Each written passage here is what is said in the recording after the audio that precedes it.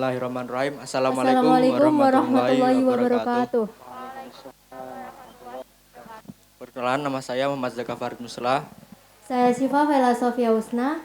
Saya Safirana Dilhana. Ingin mempresentasikan sebuah karya Karya tulis tulis kita ilmiah yang yang berjudul berjudul Gapura Padureksan, Konfrontasi Budaya Kirap Nganten Mubeng Gapura dengan Kualitas Ekskursi di Desa Loram Kulon.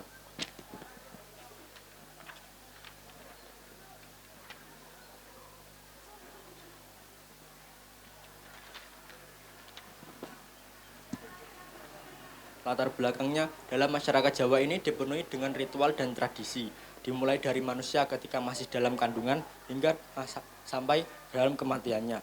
Salah satu desa yang masih kental dengan budayanya yaitu Desa Loram Kulon yang terletak di Kecamatan Jati, Kabupaten Kudus.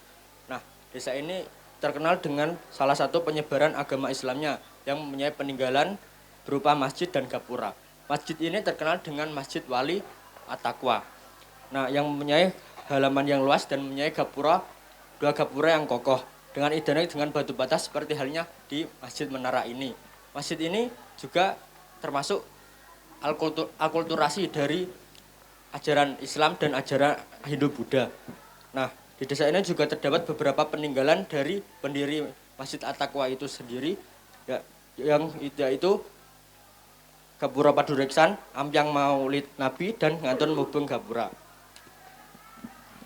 Selain tradisi yang masih terkenal, Desa Loram Kulon juga mempunyai objek wisata yang cukup besar.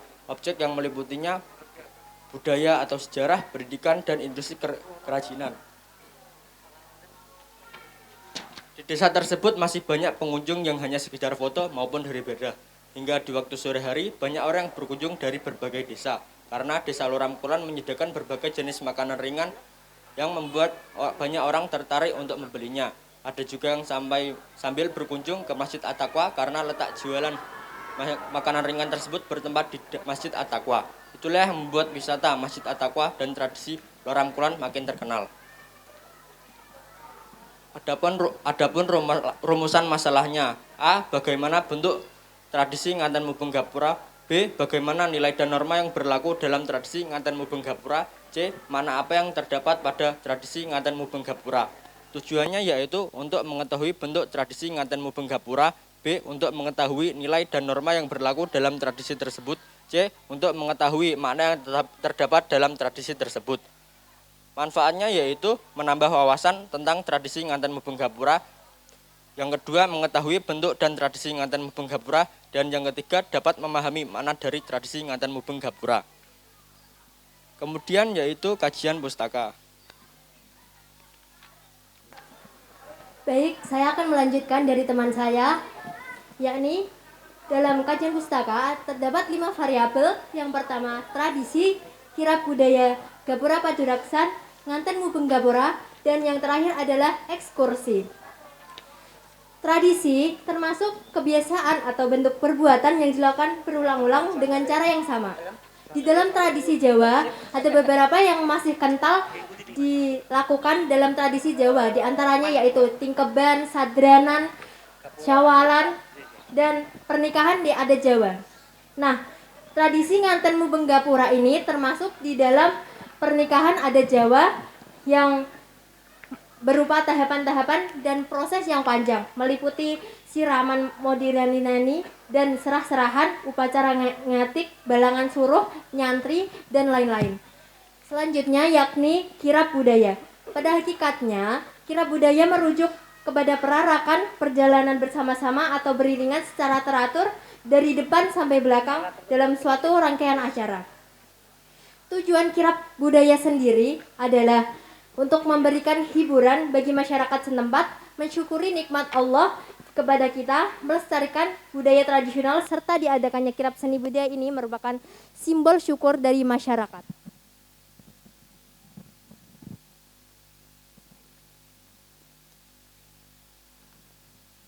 Selanjutnya yakni Gapura Padureksan. Gapura Padureksan ini memiliki atap penutup yang lazim dan ditemukan dalam arsitektur kuno dan klasik di Jawa dan Bali.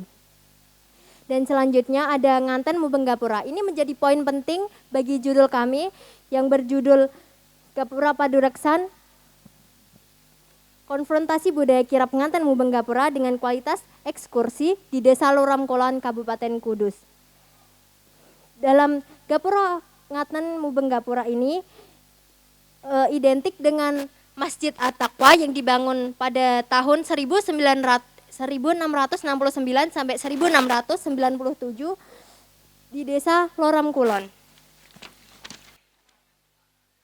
Selanjutnya ada ekskursi. Menurut Kamus Besar Bahasa Indonesia, ekskursi berarti perjalanan, piknik, atau pariwisata. Kami menggunakan penelitian terdahulu yang berjudul Tradisi Ritual Sendang Kasihan di Desa Timantiroka, Kecamatan Kasihan, Kabupaten Bantul.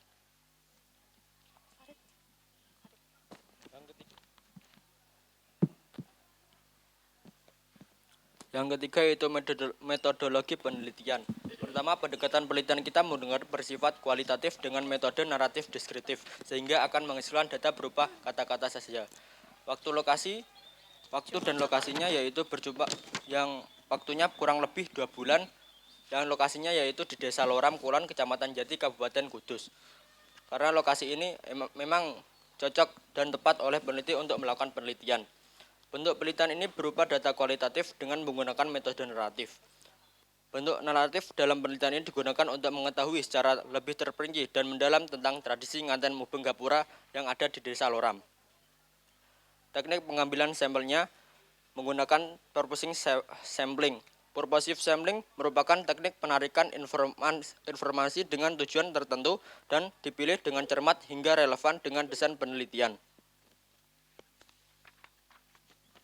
Untuk sumber datanya, kita menggunakan data sekunder, yaitu yang hanya kita kumpulkan secara tidak langsung atau mengambilnya dari dokumentasi, internet, arsip-arsip, jurnal, dan buku-buku tertentu. Teknik pengumpulan data kita menggunakan studi pustaka, yaitu suatu teknik untuk memperoleh informasi lebih akurat dan valid yang biasanya menggunakan metode studi kepustakaan berupa mengambil informasi dari buku-buku, jurnal terdahulu maupun dari berbagai sumber internet. Selanjutnya, pada bab 4 ini, saya akan membahas tentang menjawab dari rumusan masalah. Pada bab 4 ini ada 3 variabel. Yang pertama, saya akan menjelaskan tentang bentuk tradisi dari nganten Mubeng Gapura ini. Dalam tradisi ini, ketika rombongan pengantin sampai di depan gapura, lalu pasangan pengantin tersebut berjalan ke pintu sebelah selatan. Sebelum memasukinya, pasangan pengantin ini beramal jariah dengan memasukkan sejumlah uang ke kotak secara bersamaan. Selanjutnya, pengantin menuju ke pintu sebelah utara dan keluar menuju pintu gapura Masjid Wali. Tepat di depan gapura, pengantin berdiri menghadap ke barat dan dipandu untuk mengucapkan doa. Menurut Afroh Aminuddin, setelah ijab kabul, pengantin melakukan mubeng atau mengelilingi gapura sebanyak 7 kali. Dan yang kedua, nilai dan norma yang terkandung dalam tradisi nganten mubeng gapura. Nilai yang tersirat dalam tradisi ini, yang pertama, supaya tidak terjadi fitnah. Yang kedua, banyak doa dari masyarakat agar menjadi keluarga yang sakinah, mawaddah, dan warohmah. Dan yang ketiga, niat untuk mengajarkan beramal jariah. Sedangkan norma yang tersirat dalam tradisi ini, yang pertama, ketuntunan yang mengikat kelompok dalam masyarakat. Tradisi ini juga dipakai sebagai panduan dan pengendalian tingkah laku. Yang kedua, kaidah yang dipakai dijadikan tolak ukur untuk menilai dan membandingkan sesuatu. Dan yang ketiga, dalam interaksi sosialnya, ikatan normal agar lebih stabil, solid, dan teratur.